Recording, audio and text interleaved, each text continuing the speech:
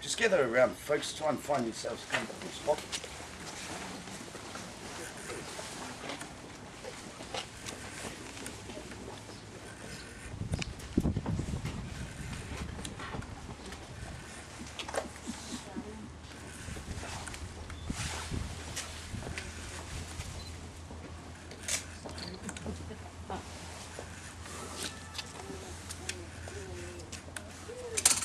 Now, ladies and gentlemen, the hub of tourism, the two tourist destinations of our country, of New Zealand, is the city you're in now, Rotorua, and down in the South Island, Queenstown, we're the two tourist destinations of the country. The city you're in now, Rotorua, is in the middle of the North Island. We're bang smack in the centre. And we are the highest populated Māori city in the country. So with this, we are very strong in our culture. In 1963, the New Zealand government passed an act through Parliament. An act was passed through Parliament for a place here in New Zealand to uphold and keep together the traditional art forms of Māori people. On site we have a carving school and we have a weaving school. Te Puia, the New Zealand Māori Arts and Crafts Institute, was established. Inside our carving school, the two schools are just at the back. I'll point them out where they are. Okay, and throughout the day you can go in and talk to the carvers and the weavers, ask them any questions, take any photography. Inside our carving school we have 10 student carvers. They are under the guidance of 2 master carvers. Our 10 student carvers come from right throughout New Zealand. They do a 3-year scholarship. They stay here with us for 3 years. Now in 3 years they learn how to master our traditional art form of wood carving. And like any job, ladies and gentlemen, they're here from 8 in the morning till 5 in the evening. And all the equipment, their chisels, are all supplied. When the 3 years is completed, the carvers must leave the carving school. Most of them will go back to the areas they come from within New Zealand, and they will teach their people how to carve. To become one of the carvers in our carving school, there are 3 categories you must fit into. Firstly, you must be of Māori descent. You must have Māori blood in you. The population of New Zealand is 4 million. Of this 4 million, we have 1.5 million Māori people. Of this 1.5 million Māori people, only about 20% are full-blooded Māori. The other 80% are of mixed blood. And the most common of this mixed blood is from the British Commonwealth. English, Scottish, Welsh and Irish mixed with Māori. We were colonised by the British. My proper name, ladies and gentlemen, was not that long Māori name I introduced myself as. That's actually the name of the lake in the middle of our township. My proper name, ladies and gentlemen, is Paul McGarvey. McGarvey, isn't that a beautiful Māori name? M-C-G-A-R-V-E-Y. I am of Irish, Māori descent. 80% of our Māori people, English, Scottish, Welsh or Irish, mixed with Māori. So to become one of our carvers, you must be of Irish descent. You must be of Māori descent. Secondly, between the ages of 18 and 30, thirdly, you must be male. In days of old, it was custom and tradition that only our men carved, for a number of reasons.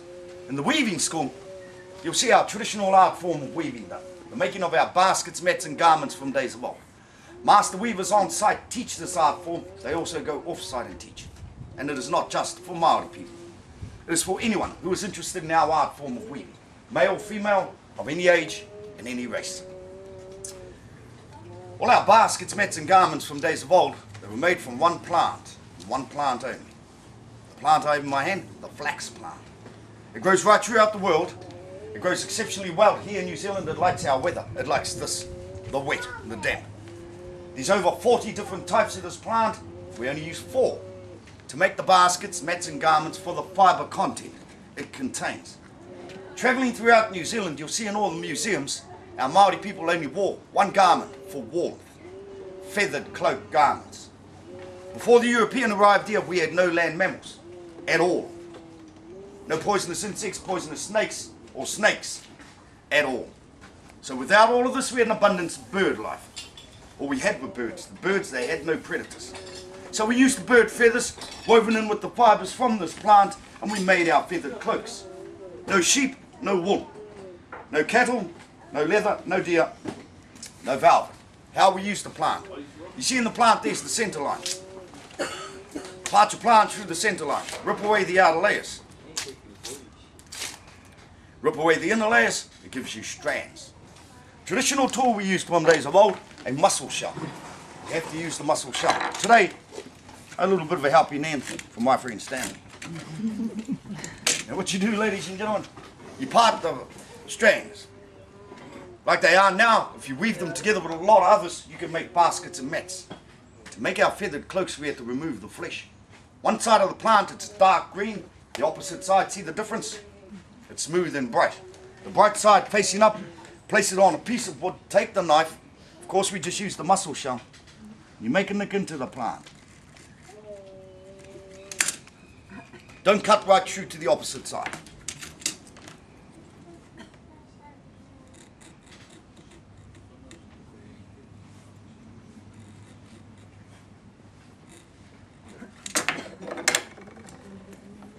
Taking your mussel shell, go to the opposite side, you've made your mark. Place it on the mark, make your way up the plant. You see what happens when you make your way up the plant? You remove the flesh from underneath. There's a waxy film on there. Remove the wax. Ladies and gentlemen, you have your fibres. You go back the opposite way, and you do the same thing. There's your fibres, ladies and gentlemen. And they're very strong, you never break them. We also use these fibres to bind together our homes. Fishing line was also used as rope. Once again, just make your way up the plant, remove the flesh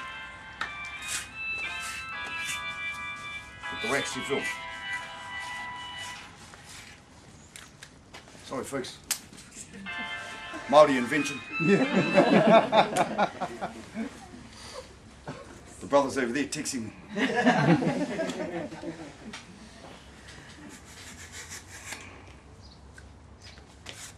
Travelling throughout New Zealand, look outside the vehicle you're travelling in. You're going to see this plant growing everywhere. It grows on the side of the road, in people's backyards, and amongst the paddocks with all the sheep and the cattle. They don't eat it, they don't like it. It's sour. How we made rope was a very easy process. I'm just going to tidy this plant up a bit.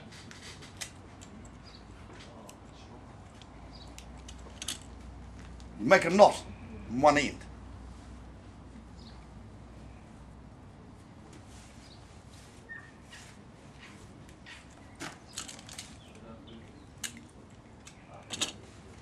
If you would have noticed, I went from tip to toe, thick to thin on either end. Part your fibres in two. Try and get an even part. Hence the reason going tip to toe.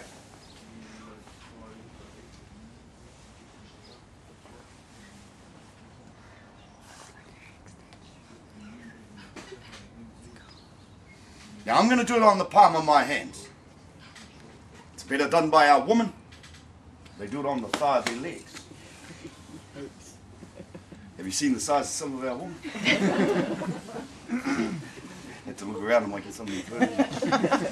Part your fibres in two and you roll them. And I'll sort of move around so you can all see. You roll them. When the plant joins together, roll it back. You keep going down the plant. Further on down the plant you go, the easier it becomes. Done on the thigh of the leg, it doesn't take long to make your rope. Roll it forward and back. One of the first Europeans to settle in the closest coastal areas to us. If you go 1 hour's drive to the east, you're going to come across a coastal settlement called Maketu. First European to settle there was an English Danishman by the name of Hans Tapson. He married a local Māori lady, he saw the strength from the fibres in our New Zealand flax plant, and he started to export it over to Sydney, Australia. At that time in history, Sydney had the largest harbour in the southern hemisphere. They still have today. From Sydney, they started to make a lot of sails for the old sailing ships from the fibres in our New Zealand flax plant. But it was only about 10 years down the track they'd done away with these old sails. Steam came into it. Hans Tapson ended up a very wealthy